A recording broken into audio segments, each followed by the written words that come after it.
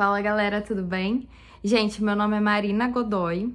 Eu já tive um canal aqui no YouTube que era Terapirando com Marina, onde eu falava sobre psicologia e constelação familiar. E faz um tempo que eu tenho sentido de voltar a gravar vídeo aqui. Eu tentei reativar meu canal, não consegui, então fiz esse novo. E vambora! Eu vou falar sobre psicologia e constelação aqui, que é os assuntos que eu manjo. Enfim, vai ser isso. Hoje, especificamente, quero falar com vocês sobre maldição hereditária. Então, eu vou usar esse contexto aí da psicologia, da constelação e até uma questão mais religiosa para abordar esse tema, porque eu acho que vale, sabe? Enfim. Não é segredo para ninguém. Acho que a maioria das pessoas, inclusive se você ainda estiver nesse vídeo, já ouviu falar sobre maldição hereditária, né? Tem muita gente que acredita nisso, enfim. E não é que não exista coisas que te empurrem a fazer as mesmas coisas que pessoas da sua família faziam. O que acontece é que é uma questão de genética, é uma questão de, sei lá, de antepassados que fazem a gente fazer a mesma coisa. Mais ou menos. Vamos dizer que quando você nasce, a família que você vem, ela te ensina modelos de ação. Até, inclusive, pegando um pouco do gancho da constelação familiar, a gente sempre fala que é interessante o pai e a mãe ser diferente, porque um filho, ele tem pelo menos duas visões diferentes de mundo para ele escolher qual delas ele prefere seguir.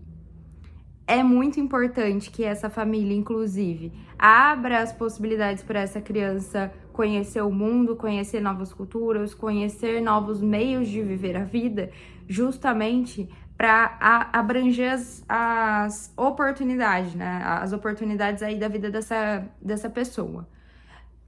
Inclusive, já falando sobre isso, percebam na história enfim, da vida aí, né? O que acontecia com reis e rainhas que não queriam misturar o sangue pra, não passar a coroa para outras famílias? Eles enfraqueciam e começava a nascer gente com deficiência, com problema, realmente, sabe? Com muita deficiência. Porque enfraquece a família você ficar grudado. Todo mundo ficar grudado, porque é como se você extinguisse outras formas de viver. Então, vai ficando, as pessoas da família vão ficando fracas porque elas meio que têm que seguir o mesmo destino, enfim, tem 1 milhão de implicações que, se vocês quiserem, falam mais sobre isso. Mas vamos voltar ao tema de maldição hereditária. Basicamente, o que acontece é que na família que você nasceu, você tem aí o repertório que a sua família te passa. Então, vamos supor que você vem de uma família aí que o pai é alcoólatra e a mãe é aquela pessoa mega cuidadora que tenta salvar o marido, enfim, né? Tem essa dinâmica de dependência e codependência. Quando você cresce, você basicamente vai escolher entre ser uma das duas pessoas. Ou você vai se tornar uma pessoa viciada em alguma coisa, que é a pessoa dependente, dependência química, dependência enfim, de alguma coisa, né? Quando não se torna especificamente de alguém, se torna uma dependência em algo. Mas enfim, de modo geral. Ou vai escolher ser essa pessoa salvadora. Eu quero salvar a minha mãe e eu quero ser uma pessoa muito melhor do que o meu pai, porque eu quero salvar essa mulher que tanto sofre. Só para vocês saberem, se uma pessoa decide ficar num ambiente hostil, aonde ela não se vinga, entre aspas, se vinga, tá, gente? Tudo muito com cautela aqui, não tô falando de nada de loucura, não. Eu tô falando coisas relacionadas à constelação familiar, mas basicamente, onde ela não toma uma atitude, vou colocar assim que vai ser melhor, onde ela não toma uma atitude para se defender ou defender, sei lá, os filhos ou enfim, qualquer coisa do tipo, ela meio que está inconscientemente, talvez, obrigando essas pessoas que estão ao entorno dela de salvá-la. De tipo assim, olha, aquela pessoa tá me fazendo mal. eu não tenho coragem de resolver isso, então você deveria estar me defendendo dela. E aí você entende o enredo que isso começa a criar? Começa a criar uma distorção muito grande aí, inclusive para esses filhos que começam a achar que precisam salvar essa mãe, ou seja, a mãe começa a se tornar meio que dependente deste filho. Estão sacando onde eu tô querendo chegar? Tá. E aí, o que rola? Quando você fica muito presa nesse limbo aí familiar, né? Onde você já tem um papel estabelecido, aonde, sei lá, você meio que não tem outro repertório, você começa a repetir os padrões. Então, vamos supor que você decida salvar essa mãe. Quem que salvava quem no relacionamento dela com o marido? Provavelmente ela tinha esse papel de salvadora. Se você tenta salvá-la, você tá meio que salvando ela de alguma coisa. Então, você meio que toma o lugar dela. Não toma o lugar dela, mas vocês conseguem entender, né? É o que eu tô querendo dizer. Enfim. E aí, gente, o que rola nessas questões de maldição hereditária? Você vai se acostumando com coisas que para sua família é normal. Vamos supor que na minha família é normal que as mulheres tinham sido todas traídas e eu achava que eu tinha que ser traída também. Isso realmente é a minha história, tá? As mulheres da minha família paterna, a maioria delas, se não todas, foram traídas. E uma coisa... E como eu não sabia direito a história da minha família, pra mim, o que me conectava à minha família era essa história de que todas elas tinham sido traídas. Então, eu era mega noiada com isso. Eu achava que... Eu sempre procurava traição, porque, de certo modo, eu ser traída me faria sentir pertencente a essa família. E aí, foi onde eu percebi que, por exemplo, meu pai nunca traiu. E que é como se ele tivesse quebrado isso, que eu não preciso passar por isso. Não é uma regra. Ele quebrou esse padrão de que os homens traíam, não traindo. E aí, eu comecei a ficar mais... É isso, eu não preciso ser traída pra me sentir pertencente. Eu posso pertencer de outras formas. Tá, então o que eu me pareço com ele? Ah, eu me pareço com isso, isso e isso. Beleza.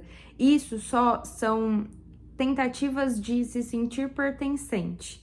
Então, por isso que para você, entre aspas, se livrar de uma maldição hereditária aí que possa acometer a sua família, é você, às vezes, tentar se inteirar da história dessa família, pegar o que for de bom da história dessa família e fazer um pouco diferente. Você não precisa seguir o mesmo destino para se sentir pertencente, porque de modo geral, todo ser humano busca essa pertenção, né? Esse pertencimento. Então, se você acha que você não tem nada a ver com essa família, você vai procurar algum elo que te ligue com eles, nem que isso seja inconscientemente, inconsciente. Enfim. Pera. Isso mesmo, do seu inconsciente. Enfim. E aí, se você não acha algo que te conecte com eles, você vai pegar o que é mais visível. E, obviamente, uma história de catástrofe, enfim, é uma coisa que marca muito a família. Então, pode ser que você se encaminhe para este lugar porque você tem medo dele. Você não conhece outras histórias dessa família. É o que todo mundo falava, é o que você mais percebia, mas você não via que por exemplo, a família tem um jeito de lidar com a vida de tipo assim, eles vivem a vida deles, não eram pessoas que faziam fofoca, eram pessoas muito na deles, que permitiam um espaço saudável, sabe? Não tinha uma obrigação de ter que estar grudado com eles para se sentir da família, enfim, tinham outras coisas muito positivas aí. Só que passavam despercebidas porque essa história era uma história muito marcante. Então, gente, de modo geral, é bom saber as histórias familiares, obviamente, porque tudo que é escondido, alguém vem pra desmascarar, isso rola mesmo, né? Mas é interessante que você tenha uma conexão de perceber outras possibilidades dentro dessa dinâmica familiar para que você possa se inspirar e seguir. De modo geral, o ser humano, ele se torna aquilo que ele meio que se predispõe a ser. É lógico que tem coisas que a gente vai ter mais chances de nos atrair, porque é isso. Vamos supor que a gente veio de uma dinâmica onde era muito normal essa questão de, tipo, ter vários relacionamentos, etc, etc. Então, é uma coisa que você já tá muito acostumado a. Então, pra você não vai ser uma coisa muito estranha. Então, gente, é basicamente o que a gente entende sobre o mundo, o que a gente acha normal e algumas coisas que a gente tem medo que a gente se encaminha para, normalmente, que são o que a gente considera aí as maldições hereditárias, é o que ficou mais escancarado da família e talvez você não veja outras coisas que te conecte com essa família, e aí você sente esse medo de, tipo assim, caramba, se eu não tenho nada que eu tô percebendo aqui que me conecta a essa família, então com certeza o que me conecta vai ser essa tragédia que aconteceu, sabe? Meio que isso. Então, uma forma de você meio que curar isso é realmente conhecer a história, entender que pra você ser pertencente a essa família, você não precisa seguir o mesmo destino, você pode fazer algo diferente com isso. E que quando você decide fazer algo diferente com isso, você na verdade liberta a família desse destino e liberta quem vem depois. Porque quem vem depois, ele vai ter mais uma outra possibilidade de viver a vida, que não a que as outras pessoas estavam vivendo. Isso tem um preço, tá? Eu não vou mentir pra vocês que tem um preço, que pode ser que você se distancie um pouco dessa família aí. Mas você não pode se colocar nessa posição de ter que fazer algo só porque significou algo para as pessoas que vieram antes, sabe? Você não tem que ter essa obrigação. E não é porque você fez diferente que você está longe, que você não pertence. Isso são coisas diferentes. A gente ganha força quando a gente vai pra vida olhando para propósitos nossos, que fazem sentido pra gente. Até para os nossos filhos. É libertador para eles saberem que a nossa vida ela vai fluir, mesmo que eles decidam seguir para outro caminho, que a nossa conexão é forte o bastante para que eles se sintam livres para escolher outras coisas que não as que fazem sentido pra gente, sabe? Então, é quando o vínculo fica forte. Quando o vínculo é fraco, fica essa questão que eu falei pra vocês aí, de que a família vai se encolhendo, sabe? Não pode trazer gente de fora, a nossa família é a mais perfeita, tudo que a nossa família faz é perfeito, qualquer pessoa de fora que falar algum A sobre a nossa família, essa pessoa que tá errada, não é ninguém da nossa família é linda, maravilhosa. Isso é uma doença na família e essa família tende a ficar cada vez mais fraca e tende a acabar, porque ela se enfraqueceu mesmo, sabe? Ela ficou doente, vamos dizer assim, porque você começa a ficar cego para a própria realidade. É como se você distorcesse a realidade para essa família sempre estar no nível de perfeição que só existe na sua cabeça, sabe? E aí ela começa a ficar longe da realidade das outras pessoas mesmo, sabe? É como se, tipo assim, se você fosse uma árvore e você quisesse que o seu filho nascesse e ficasse perto de você o tempo inteiro. Se ele fosse uma semente e você uma árvore, se você fincasse ele perto de você, a sombra da sua árvore não deixaria que ele crescesse, que é o que acontece muitas vezes com famílias aí que tem filhos que têm mais de 30 anos, por exemplo, e ainda moram com os pais. Aí você vai olhar a história da família, aí o filho é desempregado, aí ele arruma um trabalho, só que é um trabalho que não necessariamente é muito bom, é fora da cidade, aí já começa a galera da família. Ai, mas você tem certeza? Porque, nossa, e se você passar apertado lá? E se você não tiver o que comer? E se alguém fizer alguma coisa com você? E se... aqui não, aqui você não vai precisar pagar nada, você pode tentar arrumar um trabalho aqui tranquilo, eu vou fazer a comida pra você, vou lavar sua roupa, nananana. E esse filho vai perdendo a força, porque ele acha que pra ele ser forte, ele tem que estar grudado com essa família, sabe? Então, gente, o amor, ele deixa você ir embora. Porque ele sabe que não é porque você tá longe que você deixou de amar, entende? Ele te deixa livre para ir embora. Enfim. Espero que não tenha ficado tão confuso. Eu não fiz nenhum roteiro, então pode ser que tenha ficado um pouco confuso, vou confessar. Qualquer coisa eu falo mais sobre isso profundamente, enfim. Mas isso foi algumas ideias que eu queria que vocês entendessem, de que, de modo geral, nós escolhemos a nossa realidade. Não é porque você nasceu numa família desestruturada ou sei lá, que você precisa continuar fazendo o que eles fizeram com você. Você pode escolher outra realidade. Muitas vezes a gente só não escolhe outra realidade porque a gente não tem repertório para isso. É a mesma coisa de, tipo assim, exemplo, sabe todo dia que a gente acorda e, tipo, a gente reclama, tipo assim, nossa, acordei cansada, nossa, acordei com dor nas costas, não sei o que lá. E se você racionalmente acordasse e falasse assim, nossa, hoje o meu dia vai ser maravilhoso, hoje eu vou, sei lá, ganhar muito dinheiro, eu vou ajudar muitas pessoas, eu vou fazer um café da manhã com coisas que eu gosto, eu vou conseguir seguir minha dieta, eu vou conseguir ter um treino maravilhoso, nananana. Tipo assim, e se você começasse a praticar falar coisas positivas? O quanto isso vai mudar o seu repertório? A gente reclama por...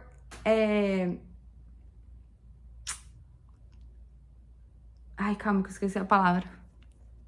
Mas enfim, a gente reclama porque a gente tá acostumado a reclamar. Reclamação é um costume. A gente se acostuma a ficar reclamando de tudo, e aí, quando a gente vai perceber, a gente não tem repertório de coisas positivas. Por exemplo, eu acho que o que a minha família teve pra me mostrar sobre relacionamento amoroso era legal?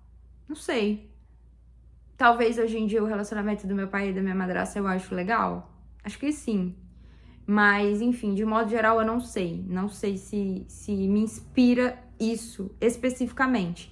Tá, a família do meu marido tem um tipo de relacionamento que eu gostaria de seguir? Também não. Então, o que eu faço agora? Como que eu sigo uma coisa diferente? Eu vou estudar. Eu vou testar novas coisas. Eu vou olhar outros relacionamentos e falar, nossa, isso é legal, isso não é. Ah, aquele ali eu achei isso legal, aquilo não. Sabe, eu vou pegando partes de outros repertórios e vou incrementando na minha própria vida para me transformar naquilo que eu acho legal, entende? Então, basicamente é isso. Quanto mais a gente estuda, quanto mais a gente sabe, mais a gente evolui espiritualmente também, sabe? Estudar, conhecer, ter conhecimento sobre as coisas, ter conhecimento sobre as possibilidades é o que vai te libertar. Se você não sabe uma coisa, você só sabe um modo de viver, não tem como você fazer diferente. As coisas só acontecem quando a gente sabe para onde a gente está caminhando.